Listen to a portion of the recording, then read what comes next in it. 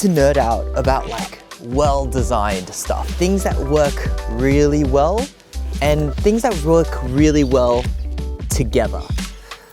And I think it all stems from this.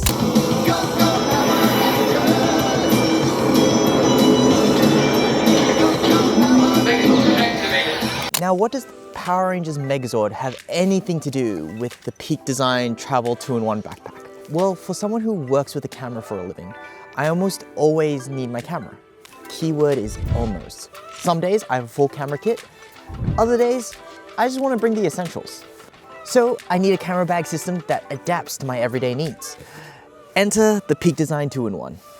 Now, this isn't going to be a full review where I go over every single little detail about the backpack. There are plenty of videos out there that help explain all that, including Peak Design's own overview video. Instead, this is going to be me showcasing how I use the bag in my first month on a weekend to Sydney, a 2-week trip to Greece, another trip to Sydney for a cosplay event, and how it has become part of my everyday carry system. Before this, I want to establish my previous setup. The Peak Design 45-litre travel backpack, this guy. It carried my camera, gimbal, other accessories, a small sling bag, plus more. At first, the 2-in-1 seems like an upgrade to this bag. It's a similar size, better internal organization, better straps, definitely, and with the ability to split into 2 bags. But it also loses a few things, like the side open access, the wide open front compartment, and also a dedicated spot to put your straps.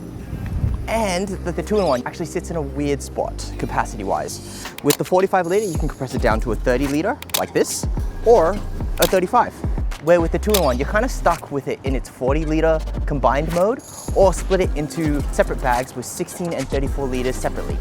So the question is, would this bag complicate my current setup, or make it even better? Luckily, my Kickstarter order arrived just in time before the busiest travel month I've had in years. First up, a simple 3-day trip to Sydney.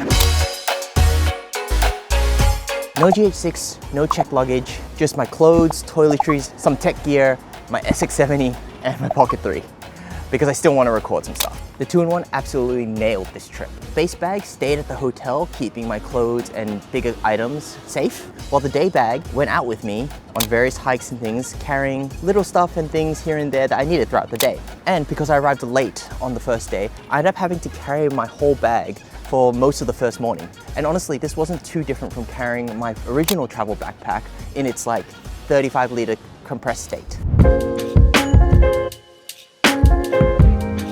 This time, my GH6 came along. Alongside that, I packed my SX70, my Pocket, and a PC handheld with me too. Since I checked in luggage this time, my 2-in-1 became more of a carry-on camera bag than my everything bag. And honestly, it felt a little overkill. There was a lot of empty space in the bag because I was only really carrying my camera, batteries, and other tech gear.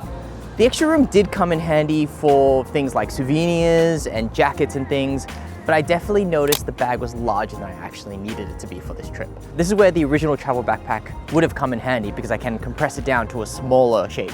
On smaller planes, I did actually have to separate the bag because it couldn't fit in the overhead compartment as one whole piece.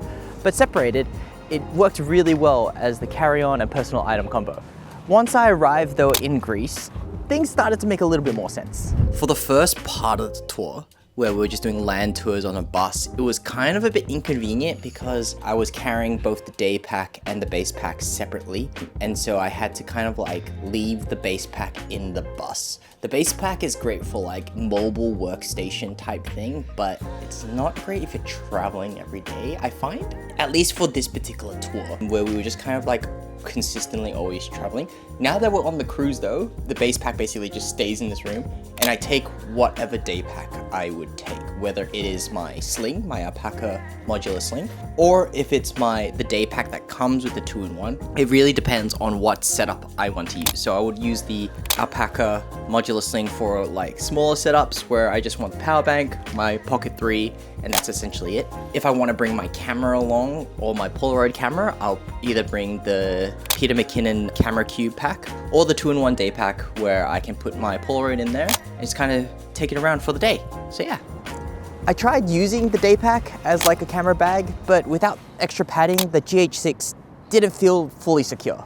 So in the end, the 2-in-1 did work, but it was a bit overkill for this scenario. I could have done perfectly fine with a cheaper 20-liter bag and maybe a sling bag to take on my day trips. But you can see how I'm not just using the 2-in-1. I'm actually using a bunch of other bags in conjunction with it that suit my different daily needs. But they also combine into a sleek package, like a Megazord. The final challenge was Sydney Smash, part holiday, part work trip, because I was also shooting some cosplay content. The travel itself wasn't too difficult because I had checked luggage again. But once I had arrived, this is where the bag really shined. For dedicated shoot days, I actually left the day pack in the hotel and brought the base pack out as a camera bag, carrying my gimbal, camera, some lights and drones, anything I needed for the shoot. And for casual days where I'm just hanging out with friends, I brought either the day pack or the Alpaca modular sling. And for the convention itself, I took the Peter McKinnon camera cube pack for a lower profile camera bag. At this point, I had used the 2-in-1 in every situation I could throw at it. Some situations, it worked perfectly. In others, all right. But overall, the 2-in-1 acted perfectly as my backpack Megazord. The 2-in-1 is like the Red Ranger, an amazing base that brings the team together, while the Nomadic Cube Pack and the Alpaca modular sling are like the Yellow and Blue Rangers.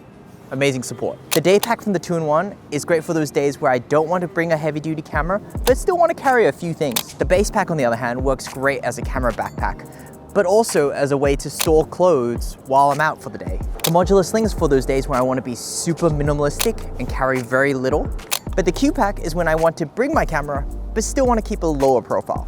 And together they create a system that adapts to whatever I need. So yes, the 2-in-1 might be a bit overkill for some people. You could absolutely buy the Peak Design 45 liter and maybe an additional sling, and you'll end up with a cheaper setup. But if you watch this video and you found my use cases matched your situation perfectly, then you should absolutely get the 2-in-1. Especially with Peak Design's lifetime warranty, it's well worth the price. In the end, I hope this video inspired you to see how the 2-in-1 or any bag in general can integrate more into your lifestyle. Thanks for watching.